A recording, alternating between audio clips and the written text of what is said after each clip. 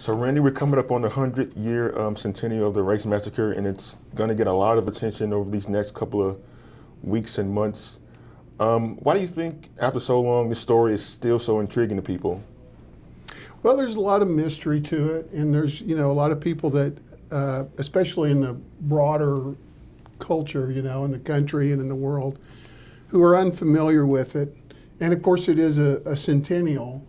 And so it seems like whenever you reach these somewhat arbitrary anniversary dates, it gets a little bit more attention. That happened actually at the 75th, too. It picked up. But of course, a centennial is kind of a bigger milestone, if you want to put it that way. Time for reflection and looking back and trying to figure out what it means today. Okay. And so, from all your research and documentation you've been doing about this particular event over the last 20 years, anything surprise you and anything stood out to you in all your work? Well, yeah, there were several things. I think one of the things, some of it is not so much surprising as it is revealing, I would say. One thing that surprised me a little bit, I had been told that there was nothing like it had just been ignored at the time. It hadn't been covered. There was nothing in the newspapers. Of course, we didn't have television or radio in those days, not much radio, no radio in Tulsa. And then when I started looking through the old newspapers, I discovered that, in fact, it was an international story, that it was on newspaper. Not only was it covered by the local newspapers, but it was covered by the national newspapers, and even some European newspapers were carrying stories on it. So it was actually a pretty heavily covered event at the time. I think, for somebody of my background, one of the things that was really revealing to me, it was something that I knew, but I don't think I really understood or comprehended fully,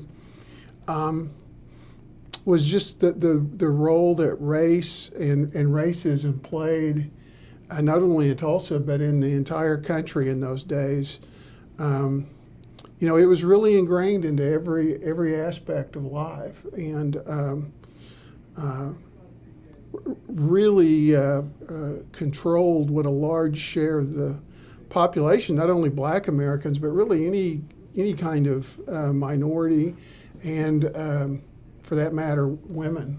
Really, it really controlled what they could do with their lives. Yeah, you mentioned how race played a big role in the massacre and its after effects. 100 years later, people are still grappling with the issue of race. Mm-hmm. You've been in Tulsa and Oklahoma for as long as you've been. Do you think times have improved a lot, or there's still a lot of work to be done in terms of the reconciliation that people want from this event? I'm not entirely sure that I'm in a position to say whether things have improved or not improved, just because I've never really been on the receiving end of it that much. But I can say that things have changed, and there's still a lot of work to be done. I mean, I grew up in Tulsa, and my kids are grown now, but when they were in school, they both went to a high school named for a Black man. My son went to a middle school named for a Black man. They were coached and taught by Black people, and that was something that would have never happened in 1921. You never would have had children of different colors together in a classroom or anything else. You and I wouldn't be sitting here talking like this. Right. So it's being discussed. I mean, in 1921, when all of this stuff happened, the two races in this case, and specifically the white folks, pointedly avoided talking to Black people or anyone about race. It was just, this is the way things are, and we want them to stay that way.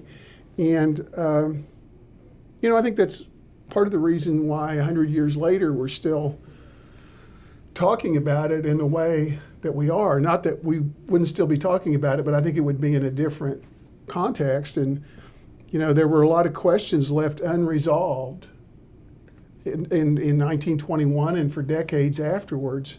And so now we have to try and deal with them, often with imperfect information and understanding about what happened at that time.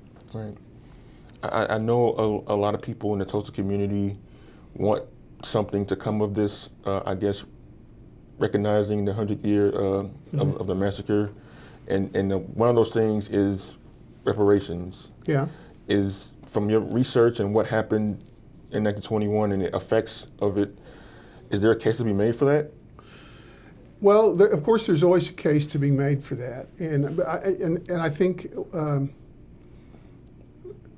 one of the things that has to be determined are some definitions.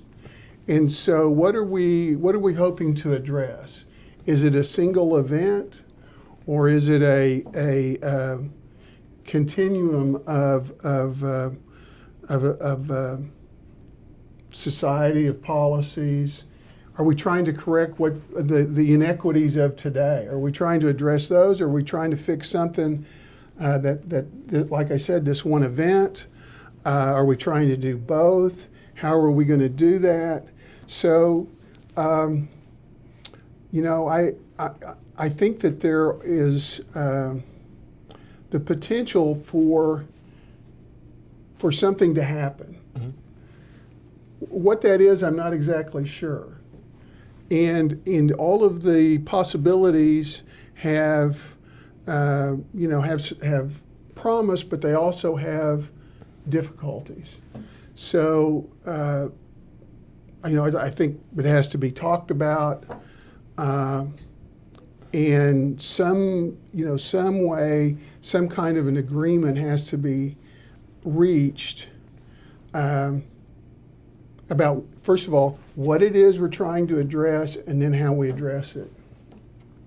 And my last thing for you is how would Tulsa be better, and particularly Greenwood be much better, when June 2nd comes around and everybody from the media leaves and the story is no longer international news, at least for this particular time? Well, I hope, that the people who live here will have given some thought, not only to, what happened 100 years ago, but where we are today, and what they would like to see happen in the city going further. And and I think also, if we get through the next 2 months or month and a half, I guess at this point, and we're still friends with everybody, I think that is a victory of sorts, because this is the sort of thing that can put a lot of strain on a community. You've got a lot of attention from the outside. You have people with different ideas about how this should be addressed and how it should be portrayed and that sort of thing. So, so on the one hand, I think there are a lot of people who feel good, if I can put it that way, about observing this event, mm-hmm. about finally giving it some recognition.